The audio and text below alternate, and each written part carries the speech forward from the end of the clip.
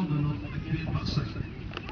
Puis, 5 trous, ainsi qu'un 9 trous compacts sont venus embellir nos installations. La saga a été créée il y a 10 ans. La saga, c'est donc l'association sportive. Je en profite pour rendre hommage à mes prédécesseurs, Bernard Sassiloto et Jacques Jallet. J'imagine que c'est pas facile de créer une association. Ils ont œuvré pour qu'un 6e trou naisse. Je vais venir après. Puis après, nous avons attendu 3 trous. Un peu comme l'Arlésienne, ces 3 trous. Ils attendaient, on les haïssait. Nous avons eu la place. Et en plus, on n'en allait pas faire que 3 trous, il s'est permis de rallonger l'ancien trou numéro 1, qui est maintenant le trou numéro 4, pour avoir un parterre beaucoup plus haut. Et on a rallongé aussi l'ancien parcelle, qui était beaucoup et qui maintenant commence à devenir sélectif. Le passage de 6 à 9 trous entraîne des conséquences sportives. Au commencement, notre golf était le golf pour mettre le pied à l'étrier et des plis. C'était un golf d'entraînement, un centre de perfectionnement. Je me rappelle, je vis régulièrement quand je vais sur les terrains de golf d'Arles. Je dis, ah ben je suis d'Aiguelaise. Ah, Aiguelaise, c'est là qu'on a commencé. Énormément de joueurs de commencer les très contents. Ils aient commencé. Peut-être on aimerait que certains restent plus longtemps. Donc les travaux ont commencé il y a 1 an et demi. Philippe et son équipe n'a pas ménagé sa peine. On nous donnait ces 3 trous. Et on a rangé l'ancien 1 et l'ancien 2. Ils sont 4 et le 6. L'association sportive et tous ses membres que je tiens à remercier a activement participé au dernier fignolage du parcours pour pouvoir mettre à votre disposition un terrain le plus beau possible pour cette journée d'inauguration.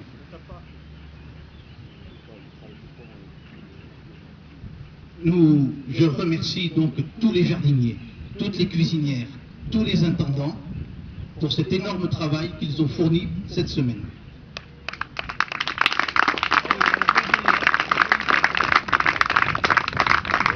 Tous ces travaux, ces efforts entrent dans le cadre de l'expansion de notre golf et du golf français et mondial. Car, comme vous ne le savez, au point de vue national, la France a obtenu la Ryder Cup en 2018. Au point de vue international, le golf est devenu un sport olympique à partir de 2016. Et au point de vue de notre structure, eh bien, nous en avons profité pour lancer une dynamique, avoir une qualification d'équipe en division 2, de très bons résultats sur les compétitions handicap 200, une école de golf florissante avec des jeunes qui en veulent, et je ne désespère pas de voir leur nom en 2018, une participation des femmes au trophée de Seille, une énorme progression au championnat du Tarn de nos équipes, de notre équipe, qui a réussi à gravir une marche. Voilà, donc, avec ces 9 trous, nos ambitions augmentent, et tout en restant ouverts à la découverte et à l'entraînement, nous voudrions aussi avoir des équipes de bon niveau sur les différentes compétitions qui s'offriront à nous. Je terminerai en remerciant tous les participants, sponsors et partenaires, et tous les membres de la saga, et tant qu'on y est, tous les golfeurs du monde. Je vais maintenant laisser la parole à Bernard Sassiloto, en tant que président du comité départemental, qui a quelques mots à vous dire. Merci. Moi, je suis très heureux de faire l'inauguration de 9 trous, parce que j'ai commencé ici il y a à peu près 25 ans. Et je voudrais faire une rétrospective rapide, hein, pour que vous cuisiez au soleil, là, sur les débuts d'Aiguelaise. Donc, au tout début, en 1977, la CCI d'Albi achète cette immense propriété pour faire du loisir. Ils voulaient lier en même temps immobilier et loisir, et d'où la création du port, des taniers, de la piscine, du camping. C'était réservé donc cet espace pour dans l'avenir faire un golf. Donc au départ, en 1984, ils ont créé le practice au trou numéro 2, avec l'accueil était à la ferme, qui est actuellement le restaurant des Cèdres. Et ensuite, je peux me tromper les dates. Voilà. La Sicile à la Foulée, qui était à l'époque sous la direction de M. Fernandez, crée le golf, c'est-à-dire les 5 trous et les 9 trous compacts. Assez vite, le Conseil général reprend la base de loisirs et en 1987, la base de loisirs s'appelle OBAD. Donc en 1987, tout est opérationnel ici. Ça fait déjà 25 ans, l'anniversaire de la Ligue, je crois. Hein, voilà. Donc le Conseil général, sous la présidence de Michel Albared, le responsable des sports, nous demande à l'époque de créer l'association, et on crée l'association avec le bureau, la SAGA, la Sportive Association du Golfe des Gonesse. C'était en 2002. Dans la foulée, 2003, le 6e trou. Et au bout de 4 ans de présidence, comme l'a dit Jean-Pierre, je passe le relais à Jacques Gallo, qui restera 4 ans, et Jean-Pierre, qui est ici depuis 2 ans en tant que président. C'est ça? J'ai oublié une chose importante. En 1997, un jardinier est employé par le Conseil général, et il s'agit de Philippe Truquet. Philippe, bravo. En 1997, Philippe, voilà. Ensuite, le Conseil général, en 2006, décide de se séparer de la base de loisirs. Donc, le Conseil général vend morcelle la base ici et le banc en mairie de Rivière, je crois, un privé, etc. Et Philippe se jette sur l'occasion en 2007 et devient propriétaire du golf 2007. Bon, il faut dire que la famille Truquet est dans le golf depuis 1985, que Stéphanie est une excellente golfeuse, que Philippe aussi, etc. Donc ils connaissent bien leur affaire. C'est pour ça qu'aujourd'hui vous avez un golf magnifique sur Aiguelaise. Il n'y a pas de problème. Voilà.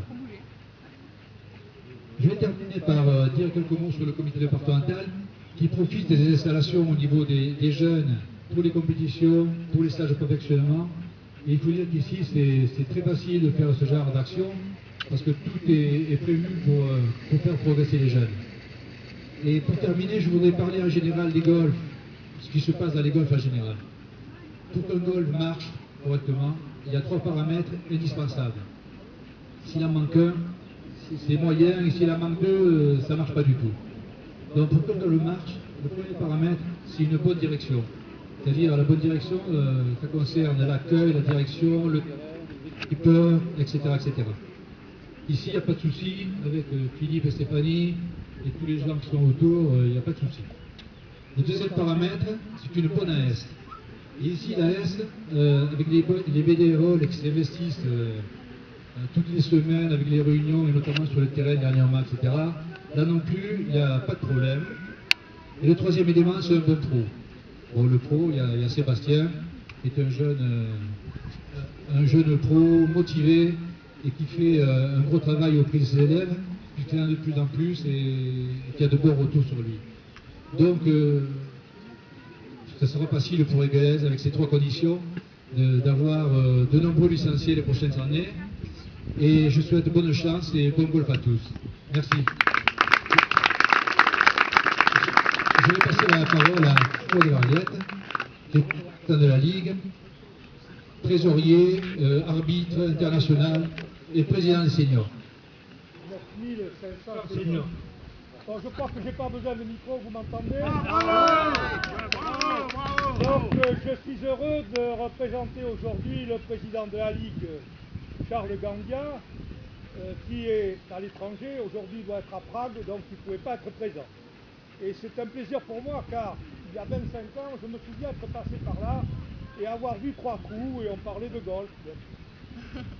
Lorsque ce matin j'ai fait le tour du parcours avec Bernard Sassilotto sur la voiturette, je vous assure, et je le dis pas pour faire plaisir, parce que ça fait 25 ans que je talonne des golfs et que je m'occupe du golf en Midi-Pyrénées, donc j'ai des motifs de comparaison.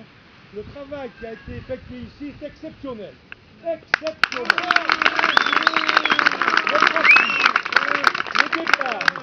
Les greens, je n'ai jamais vu avant étalonnage un parcours présentant des greens comme ça. Des fairways, vraiment, l'équipe qui est responsable de ce travail mérite d'être applaudie, encouragée.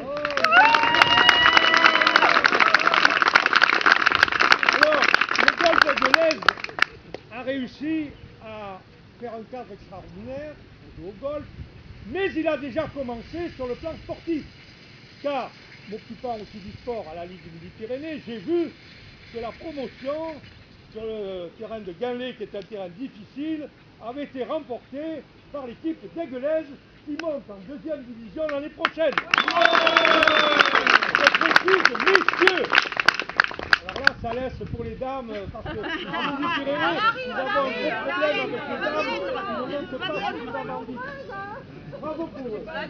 Alors je crois que Philippe peut appeler les joueurs pour leur remettre un petit souvenir.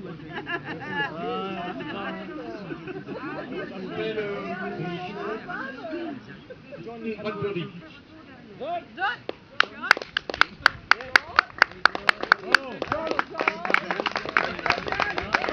Michel Perret. David Garbarot.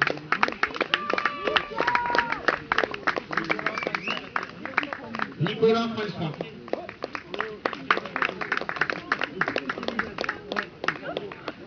Le pro Sébastien Perret. Bertrand Carsenac. Et Jean-Gabriel. Ils sont pas là.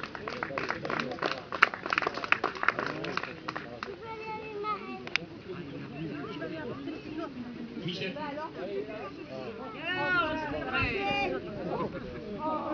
Attention au genou, Michel, attention. Au nom du golf et de l'association, je vais vous remettre un trophée qui symbolise notre 2e division à gagner.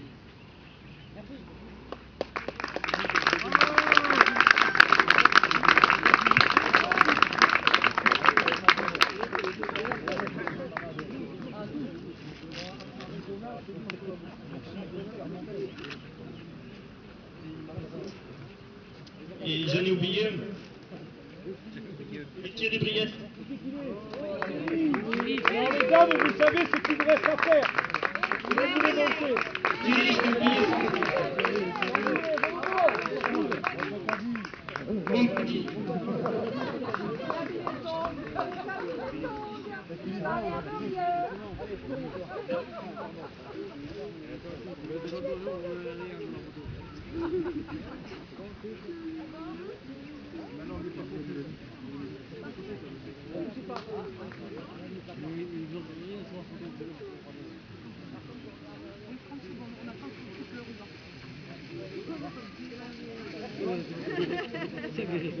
Alors je terminerai simplement en vous souhaitant de continuer dans cette voie qui est merveilleusement engagée et surtout pour vous dire que la Ligue est là pour vous aider autant qu'elle le peut, soit par des conseils, soit parfois par autre chose. Mais n'hésitez pas, Autre chose, le responsable, de vous appeler pour vous demander ce que vous besoin. Avec plaisir.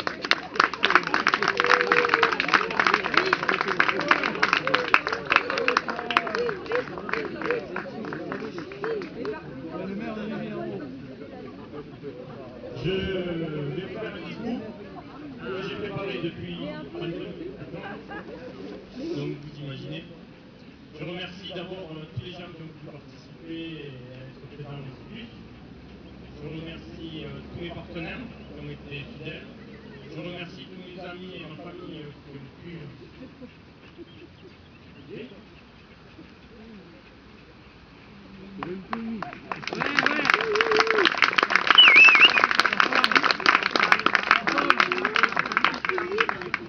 La femme était maîtresse. Merci pour vos femmes. Le déstress. En fait, l'émotion est trop forte et j'ai du mal à parler. Je ne sais pas quoi vous dire parce qu'en fait, on a fait quelque chose de hors norme avec des moyens très moyens. Mais on s'en sort quand même, on est là, on existe, et vive les Gueules.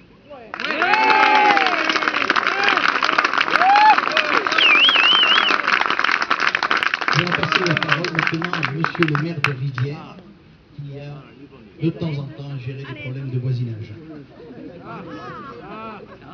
Merci, merci pour les problèmes.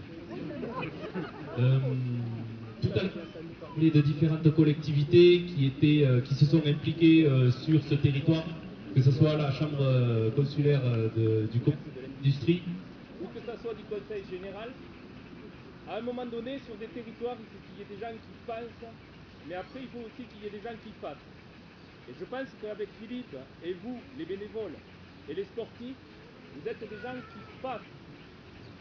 Nous, en tant qu'élus, je pense qu'à un moment donné, on facilite, mais pas plus.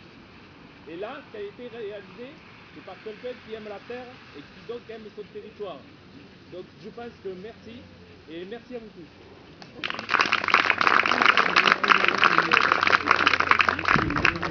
Le golf devenant sport olympique, nous allons donner la parole aux représentants du comité olympique départemental. On va parler de sport aussi. Donc vous avez compris, j'aurais pu être en rouge aujourd'hui. Hein. J'ai pas voulu me mettre en concurrence avec un certain nombre d'entre vous.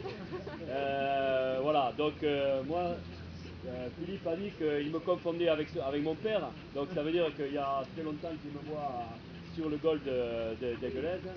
On a vu les deux présidents parler du club. Donc moi simplement ce que je voulais dire, et je sais qu'il y a toute une génération qui arrive, simplement souligner qu'en tant que représentant du comité olympique, en 2016 seront présents aux Jeux Olympiques de Rio le golf, donc c'est une nouveauté. Donc je souhaite tout simplement à cette génération d'être les promoteurs de ce sport, puisque c'est un sport qui devient olympique. Donc je regrette de ne pas avoir participé, et je félicite bien sûr tous ceux qui ont été à la mise en œuvre de cette belle journée. Je remarque qu'il y en a qui restent à l'ombre. Merci. Les discours arrivent à leur fin. J'ai tenu à donner la parole à des élèves de l'école de golf, car c'est notre